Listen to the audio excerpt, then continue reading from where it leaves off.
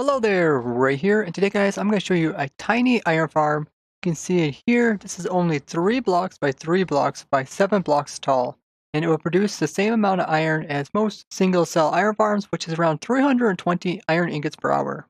Now a lot of this farm is very similar to my previous design, the small iron farm, but this one is compact even more. Now we have the main properties that are needed for iron golem to spawn, so we have the 3 villagers in the center, 3 workstations. We got one here, here, and here. We got 3 beds here, here, and over here. And we have the villagers being in the panic mode. And this comes from the zombie over here. So the zombie is scaring them. Now for the iron golems to spawn, we need the villagers to be able to sleep at night, meaning that they have to not be able to see the zombie in order to be able to go to bed. And that's why they're bobbing in this water here. When they bob really high up in the air, they're unable to see the zombie, and therefore they're able to go and sleep in their bed. So if I set it to night, you'll see the guys will bob high enough to be able to go into their bed. Now another property of this iron farm is that they're able to produce iron during the nighttime as well. This is done by having the villagers being scared while also sleeping in the bed.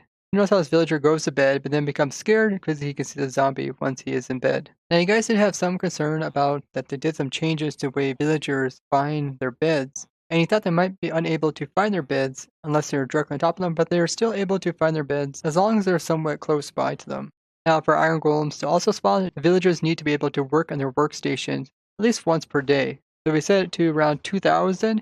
You'll see the guys are able to work on their workstation when they bob high enough. So when they go up really high, they're unable to see the zombie, and therefore they feel safe to work at their workstations, which are here, here, and over here. Now the final things they need for the iron golem farm to work is you need a spot for iron golems to actually spawn. We have this platform up above here, which allows the iron golems to spawn on top of it. And we also need a method to kill the iron golems. Otherwise, if there's an iron golem there, then the villagers will not produce another iron golem. So that's what this lava source is doing right over here. So when an iron golem spawns in, they will be able to be in range of this lava, and this will cause them to burn.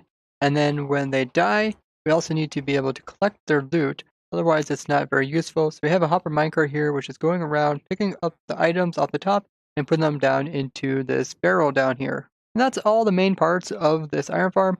As you can see, there's a lot of different things that need to occur, but it's all done in a very compact space here. Now, because this iron farm is quite compact, it can be a bit difficult to get it set up properly. I'll show you guys how to do that. Now, if you're looking just for a quick iron farm, I did do a video on this design over here, which is amazing if you're just looking for a quick and easy iron farm to set up. And as you can see, it works great, and it's very simple, and there's not much to it. You guys had a couple of questions about it. Now you can come in here and you can swap this out with a composter instead of a cauldron. And that will actually help you because some of you guys were saying that your villagers over here were trying to work in this workstation that was a cauldron over here. But if you convert this over into a composter, then it should be pretty easy to see if any of your villagers are farmers. And if they are, then you want to go ahead and make sure that they are using the cauldrons and not the composters. So to do that, you just want to remove this workstation until they found these workstations, and then you can put this one in. And the idea behind that is make sure your villagers first find the workstations that are closest to them before adding any more into the area. Another thing you guys pointed out is that iron golems were spawning on top of this, and you can just avoid that by putting a button there. Now, if you would like to learn more about this iron farm, I will provide the link to the video that talks more about this iron farm down in the description. And I highly recommend that farm if you are looking for a quick and easy design to build up your world. And another question you had is how far apart you should put these iron farms if you want to make multiple ones. And what you should do is put the villagers 10 blocks away from each other. So from this bed here, go out 10 blocks, and then you can build another one over here. So what you really could do is just take this whole farm and just paste it right beside it, and then they'll be far enough away so that they will work independently, producing their own iron golem. If you put them any closer than that, then they will not work as well as if they are spaced 10 blocks apart. And you guys can build these iron farms like underground, in the nether, or even in the end dimension. And some of you guys thought you couldn't build them in the nether just because there's like water streams here. That's okay, you can actually do it without the water streams. Water streams just try to help prevent iron golems from kind of sitting on the edges. But it is possible to do them in another dimension. You just have to find workarounds for them. Something like here where we have the water in the center, you're not able to get the water in the nether. That doesn't mean that iron farms won't work in the nether, it just means you have to find a different way of doing it. Now this design here will work best if it's in the air or underground, and that's because there's no blocks nearby for the villagers to accidentally hop onto or this zombie to walk over onto as well. Now if the farm is up here in the air, the iron golem can drop his ingots and kind of fall off to the side so the hopper minecart won't be able to pick them up. Or if they end up on the very tippy corner, then they also won't be able to get picked up. So it's more efficient if you build it underground where the walls will actually prevent the items from falling outwards. So I'll show you guys how to build this one up underground. So you can also stack these iron farms so you can put them 10 blocks apart up and down as well. So I'll just go directly underneath this iron farm and put it right down here in the ground. So let me clear out a 3x3x7 area. So just as before, I advise to build this somewhat close to a village. That way you can easily transport the villagers over here. Some of you guys are asking how to transport the villagers. You can stick them inside of boats and move them, or you can stick them like in a minecart and move them, or you can kind of lure them towards different places because they'll be attracted to beds as well as workstations. So if you remove all their beds and workstations from their village, then they'll come to any new ones that you place down kind of nearby. So at the very bottom here, what we're going to have is the water, and if you're building this up in the air, then you want the water to kind of be floating there, and that's what we'll have the trapdoor to do. It will prevent the water from flowing downwards. Then we'll have some beds like this, and we'll have a workstation over here, and then we'll have a end rod right over here to hold the zombie up. Now, if you don't want to use the end rod, since you have to go pretty much to the end dimension to get one of these, then you can also use 6 layers of snow, so 1, 2, 3, 4, 5, 6. And that will also be high enough as the end rod that is on the side. Just that an end rod can float in place where snow layers cannot, and that's why I used it for that floating design up there. And over here, you want to have your barrel, and this will have a hopper putting into there. And over here, you want to have another workstation. I just use looms because they're quite cheap. You can kind of move the workstations around. I'll show you that in the end. If you want to limit the number of tile entities that you have, you can also use cauldrons. And then what you want to do is come around the edges here and just fill in the rest of the area with mostly top slabs. And then over here, we'll put a trapdoor as well as right here.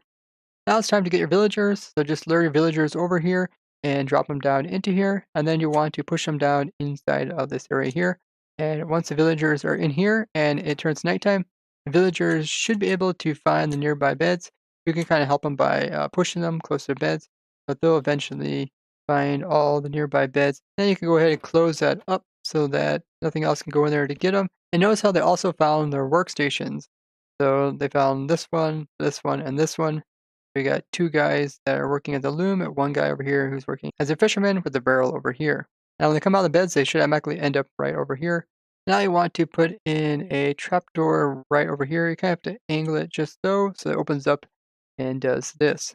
And over here where this slab is, this actually needs to be a piston that is facing downwards, so just like that.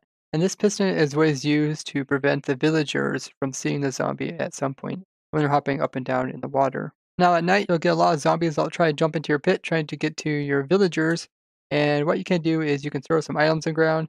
And what you're looking for is a zombie that will pick up items. Otherwise, if you can't find one to pick up items, you can always go ahead and name one with a name tag so they don't despawn. And once you have a zombie that's holding an item or else his name tag, then you'll just want to drop him down into this area down here. So you want to have a trap doors like this so that when he falls in, you want to kind of push him so that he is directly in the center. And that's pretty important because otherwise he won't properly see the villagers at some point in time. So if I stand like over here and if I was like in survival mode, you see that the zombie is trying to get to me, and you can see he fell down into the hole. You can always do like F3 plus B to kind of see that he's aligned in the center. Once you're done with that, you can go ahead and close this, and then he shouldn't really move around in there anymore.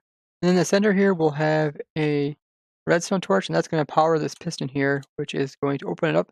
This will give the proper angle so that this zombie's eye line, which is the red line right here, can sometimes see the village's red line when they're bobbing down into the water. But it will also allow them to sometimes not see each other, just because the villagers are bobbing up and down. Then once that is powered, you go ahead and fill the corners in with normal rails. Then the other sides can be put in with power rails. Now once you do have the zombie in place, you want to make sure you always have some blocks above him so the sun doesn't burn him up. And then the next thing you'll want to do is put a block above here and fill this whole area in, and this will also protect the zombie from now on, so you can remove any extra blocks you put in. And these are the blocks where we're going to have the iron golem spawn on top of. And then you can come in and put in your hopper minecart and push it to get it started, go around in circles.